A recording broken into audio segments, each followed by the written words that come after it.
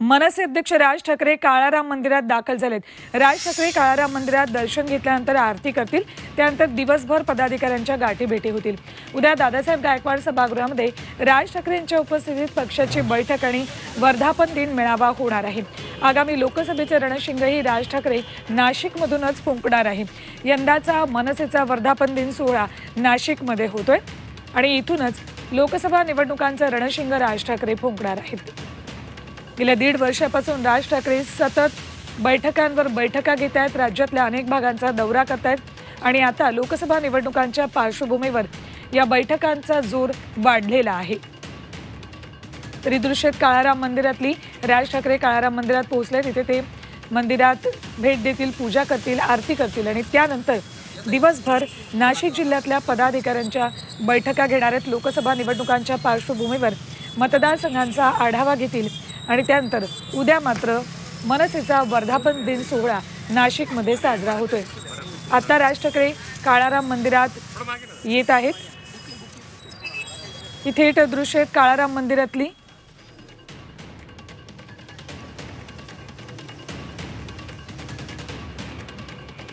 काळाराम मंदिर परिसरामध्ये राज ठाकरे सध्या आहेत, मंदिरात ते येत आहेत, आरती करणार आहेत, मंदिरात पूजाही करणार आहेत।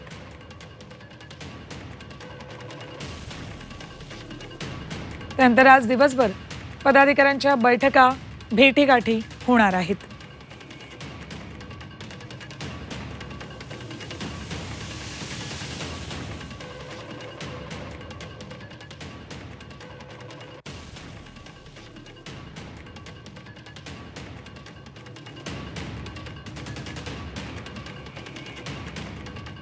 ही थेट दृश्य आहेत नाशिकमधले काळाराम मंदिर परिसरातली।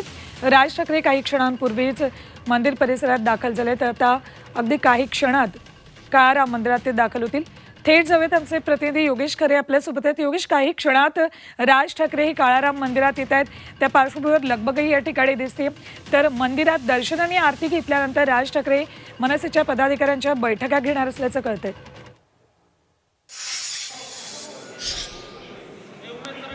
खरे राज ठाकरे हे आज नाशिकमध्ये मनसेच्या वर्धापन दिनानिमित्त आलेले आहेत। आपण बघू शकतो नुकतेच आता मध्ये राज ठाकरे यांच्या कार्यकर्त्यांनी प्रवेश केलेला आहे। राज ठाकरे यांचे पदाधिकारी सुद्धा या ठिकाणी आलेले आहेत आणि थोड्याच वेळात राज ठाकरे या मंदिरामध्ये दर्शन घेण्यासाठी येत आहेत। खरं म्हणजे मनसेचं लोकसभेचा जो आपण एकूण दौरा बघितला तर लोकसभेची तयारी ही मनसेने केलेली नव्हती अद्यापर्यंत आणि आता लोकसभेची तयारी ही मनसे या ठिकाणी करताना दिसते। रणधुमाळी जी आहे खऱ्या अर्थानं ती नाशिकमधून सुरू करत आहे। पंतप्रधान नरेंद्र मोदी यांनी लोकसभा निवडणूक जाहीर होण्यापूर्वीच आपल्या जो प्रचाराचा नारळ होता तो अप्रत्यक्षपणे नाशिकमधून फोडला होता। आता राहुल गांधी सुद्धा इथून फोडणार आहेत। उद्धव ठाकरेंनी सुद्धा नाशिकमधूनच सुरुवात केली होती। काळारामाचं दर्शन घेऊन प्रत्येक जण सुरुवात करत असल्यामुळे राज ठाकरे सुद्धा आज मनसेच्या वर्धापन दिनानिमित्त नाशिकमध्ये आलेत आणि ते काळारामाचं दर्शन घेऊन आपल्या एकूणच लोकसभेच्या प्रचाराची तयारी सुरुवात करणार आहेत असं म्हणायला हरकत नाही। आज दिवसभरामध्ये पदाधिकाऱ्यांची बैठक सुद्धा आयोजित केलेली आहे। यामध्ये उमेदवार कोण द्यायचा याविषयीचा खल होईल आणि त्याचबरोबर एकूणच मनसेची लोकसभेची उत्तर महाराष्ट्रातली तयारी काय काय असेल याचाही आढावा या ठिकाणी घेतला जाईल। 5ही जिल्ह्यातले प्रतिनिधी पदाधिकारी नाशिकला बोलवण्यात आले आहेत आणि संध्याकाळपर्यंत या सर्व बैठका पार पडतील। उद्या जो जाहीर मेळावा आहे त्यामध्ये पण राज ठाकरे आपली भूमिका या ठिकाणी स्पष्ट करतील। अगदी बरोबर आहे। सध्या मनसेचे सगळेच महत्त्वाचे नेते सुद्धा या ठिकाणी दाखल झालेत आणि योगेश, आत्ता जसं तुम्ही म्हणालात की जवळपास सगळ्याच पक्षांकडून नाशिकमधनं प्रचाराची रणधुमाळी लोकसभा निवडणुकीसाठी जी तयारी सुरू करायची आहे त्याच्यासाठी नाशिकची निवड केलेली आहे। दुसरीकडे राज ठाकरेंना सुरुवातीपासूनच नाशिक प्रिय होतं आणि कदाचित त्यामुळेच वर्धापन दिन सुद्धा यावर्षी नाशिकमध्ये आयोजित करण्यात आलं असं म्हणायचं। खरं आहे, मनसेच्या स्थापना झाल्यानंतर सर्वात अधिक भरभरून जी काही मतं दिली आहेत ती नाशिककरांनी दिली होती। नाशिककरांनी म्हणजे महाराष्ट्रामध्ये पहिल्यांदा महापालिका ताब्यात मिळाली राज ठाकरेंना, ती नाशिक महापालिकेच्या रूपानं। त्यानंतर 3 आमदार नाशिक शहरानं मनसेला दिले होते आणि त्यामुळे राज्यात कधीही प्रतिसाद मिळाला नाही एवढा प्रतिसाद मनसेला हा नाशिकमधून मिळाला आहे आणि त्यामुळे नाशिक त्यांच्यासाठी प्रिय आहे।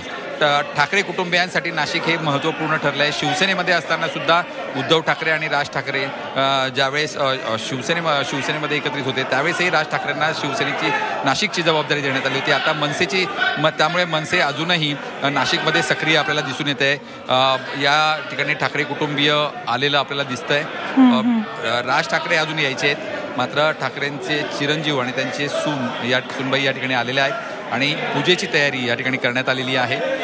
थोड्याच वेळात पूजेला पण या ठिकाणी सुरुवात होईल. पण आपण जर बघितलं तर मनसेसाठी पहिल्यांदाच म्हणजे आत्तापर्यंत त्यांना 3 आमदार मिळाले, महापालिका मिळाली, त्यावेळेस राज ठाकरे कधीही काळाराम मंदिराचं दर्शन घेण्यासाठी आले नव्हते. मात्र यावेळेस काळारामाचं दर्शन घेऊनच प्रचाराचा शुभारंभ करायचा असा ट्रेंड आपल्याला राजकीय पक्षांमध्ये दिसतोय आणि तोच राज ठाकरे यांनी सुद्धा फॉलो केला आहे. राज ठाकरे मंदिरात आलेले दिसत आहेत योगेश. राज ठाकरे मंदिरात आलेले आहेत आणि आता काळारामाचं ते दर्शन घेत आहेत. दर्शन घेऊन त्या पूजाविधी या ठिकाणी केले जातील. ते आता पूजाविधीसाठी या ठिकाणी बसलेले आहेत. मात्र चिरंजीवाच्या हस्ते त्यांची इथं पूजा होताना दिसते. राज ठाकरे समोर बसून या ठिकाणी या पूजेला हजेरी लावतील. आपण बघू शकतो ज्या ठिकाणी पंतप्रधान नरेंद्र मोदी यांनी पूजा केली होती त्याच ठिकाणी आता राज ठाकरे यांची सुद्धा पूजाविधी पार पडत आहेत. काळारामाची पूजा, अभिषेक आणि त्याचबरोबर जो आपण म्हणूया धार्मिक विधी असतात ते धार्मिक विधी या ठिकाणी केलेले दिसतात. आपण जर बघितलं तर स्वतः राज ठाकरे शर्मिला ठाकरेंसोबत या ठिकाणी पूजेला बसलेले नाही, तर त्यांनी आपल्या मुलाला हा मान दिला आहे. त्यामुळे लोकसभेमध्ये कदाचित आपल्या मुलाला पुढे करण्याचा प्रयत्न यामध्ये असू शकतो किंवा त्याला एकूणच नाशिकचं नेतृत्व त्यांनी दिलेलं होतं. नाशिकचं संपूर्ण जी काही पदाधिकारी होते त्यांना सांभाळणं, ते नाशिक वाढवणं, नाशिकच्या मनसेचा विकास करणं हे काम त्यांच्या मुलाला देण्यात आलं होतं आणि त्यामुळे कदाचित त्यांनी त्यांच्या मुलाला आणि सुनेला या ठिकाणी पूजेसाठी बसवलेलं. गेल्या काही दिवसांपासून चर्चा ही सुरू होती की अमित ठाकरे आता प्रचारात आपल्याला पुढे दिसतील आणि कदाचित हे आज जी दृश्य आपल्याला मंदिरातून दिसत आहेत त्याचेच हे संकेत म्हणावे लागतील योगेश. खरं आहे, अमित ठाकरे आणि त्यांची पत्नी आहे ते या ठिकाणी पूजा करत आहेत आणि त्यामुळे लोकसभेची जबाबदारी इतकंच नाही तर पुढे राज ठाकरे यांचा वारस म्हणून, मनसेचा वारस म्हणून पण एक प्रकारे अमित ठाकरे यांना प्रपोज करण्याचा प्रयत्न आहे. अमित ठाकरे मध्यंतरीच्या काळामध्ये आपल्या तब्येतीच्या कारणामुळे फारसे राजकारणामध्ये सक्रिय झालेले नव्हते. मात्र आता नाशिकमध्ये ते बऱ्याच वेळेस सक्रिय होताना दिसतात. अनेक वेळेस राज ठाकरे आलेले नसले तरी अमित ठाकरे नाशिकमध्ये येतात, पदाधिकाऱ्यांच्या बैठक घेतात आणि तरुणांशी संवाद साधतात. मध्यंतरीच्या काळामध्ये काही युवकांसोबत त्यांनी फुटबॉल खेळून सुद्धा नाशिककरांसोबत समरस होण्याचा प्रयत्न केला होता. आता धार्मिक विधी करत ते एकूणच आपल्या मंदिरांच्या नगरीमध्ये समरस होण्याचा प्रयत्न या ठिकाणी करतायत असं म्हणता येईल. आत्तापर्यंत ते काळारामाचं दर्शन घेण्यासाठी तेही स्वतः कधी आलेले नव्हते. त्यामुळे आजचा हा योगायोग असा म्हणावा लागेल की मनसेची लोकसभा प्रचाराची सुरुवात आणि त्याचबरोबर काळारामाचं दर्शन घेऊन ही तयारी.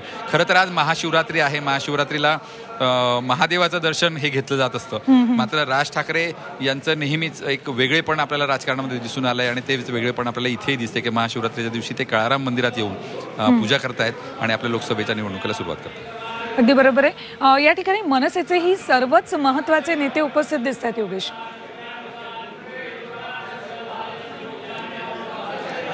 खरं आहे, सर्व पदाधिकारी या महत्त्वाचे नेते अभ्यंकर आहेत, त्याचबरोबर नाशिकचे पदाधिकारी आहेत ज्यांना खासदारकीचं उमेदवार म्हणून बघितलं जातं आहे. ते सलीम शेख पण या ठिकाणी आलेले आहेत. त्याचबरोबर शहराध्यक्ष, जिल्हाध्यक्ष, माजी आमदारांपैकी तर आता कोणी या ठिकाणी शिल्लक राहिलेले नाही मनसेमध्ये, ते मनसे सोडून गेलेत. मात्र बाकीचे सध्याचे उरलेले पदाधिकारी आहेत ते सर्व या ठिकाणी आहेत. डॉक्टर पवार जे मागचे खासदारकीचे उमेदवार होते मनसेचे ते सुद्धा या ठिकाणी आहेत. त्यामुळे सर्व पदाधिकाऱ्यांनी उपस्थिती या ठिकाणी लावलेली आहे. पुण्यामध्ये जो गोंधळ झाला होता बैठकीसाठी तो गोंधळ या ठिकाणी होणार नाही ही अपेक्षा आहे. सर्व पदाधिकारी उपस्थित असल्यामुळे आणि एकूणच चैतन्य असं मनसेमध्ये आलेलं दिसून येत आहे. मनसेमध्ये जी काही मरगळ गेल्या काळामध्ये आली होती ती मरगळ आपल्याला दूर होताना या ठिकाणी दिसून येते. खरं तर राज ठाकरे यांनी राज ठाकरेंना नाशिकने खासदार दिलेला नाही आतापर्यंत. 3 आमदार आणि महापालिका ही पूर्णपणे त्यांच्या ताब्यात दिली होती. त्यामुळे यावेळेस खासदारकी त्यांना मिळू शकते. एकूणच परिस्थिती बघता आणि लोकांची नाराजी बघता मनसेला या ठिकाणी भविष्य आहे असं त्यांना वाटतंय. आणि त्यामुळे पदाधिकारी सुद्धा आपला उमेदवार देण्यात यावा यासाठी आग्रही होते.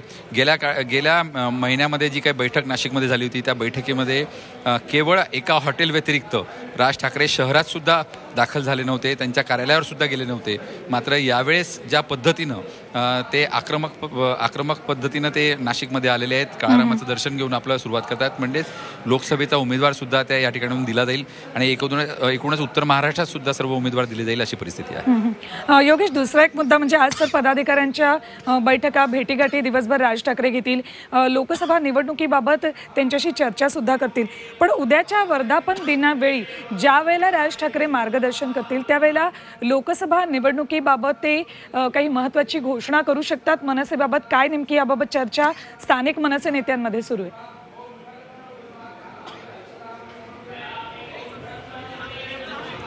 खरं म्हणजे नाशिकमधून उमेदवारी देण्याबाबत अजूनही कुठलेही निर्देश त्यांनी दिलेले नव्हते. मात्र चर्चा ही एका उमेदवाराबद्दल होती की जे अल्पसंख्याक उमेदवार आहे सलीम शेख, त्यांना ही उमेदवारी देण्यात येईल.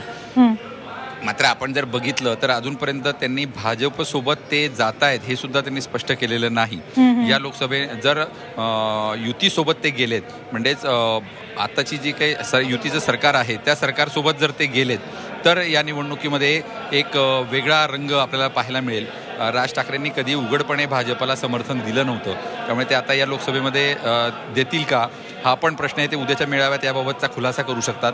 त्याचबरोबर उमेदवार किती कुठे देणार याबद्दल ते बोलू शकतात. आणि एकूणच पदाधिकाऱ्यांना पुढच्या निवडणुकांचे म्हणजे आता लोकसभा आहेत, त्यानंतर विधानसभा आहेत, महापालिकेच्या निवडणुका बाकी आहेत, स्थानिक स्वराज्य संस्थांच्या आहेत. त्यामुळे आता जर मनसेने या निवडणुकांमध्ये पदार्पण केलं नाही किंवा आपली शक्ती दाखवली नाही तर येत्या काळामध्ये मनसेचं अस्तित्व सुद्धा संपुष्टात येऊ शकतं. आणि ते बघूनच आता राज ठाकरे यांनी अगदीच जोर या ठिकाणी लावलेला दिसतोय. आज मुंबईचे पदाधिकारी आणि नाशिकचे पदाधिकारी सर्व या ठिकाणी हजर आहेत आणि पूजा केल्यानंतर ते आज पदाधिकाऱ्यांचा मेळावा घेतील, पदाधिकाऱ्यांची बैठक घेतील. बैठकीमध्ये ते त्यांच्याशी चर्चा करतील आणि उद्याच्या मेळाव्यामध्ये आपल्या एकूणच पुढच्या आगामी वाटचालीची भूमिका ते स्पष्ट करतील असं म्हणायला हरकत नाही. योगेश, असेच सोबत राहा. आपण ही पूजेची थेट दृश्य प्रेक्षकांपर्यंत जरा पोहोचवूया.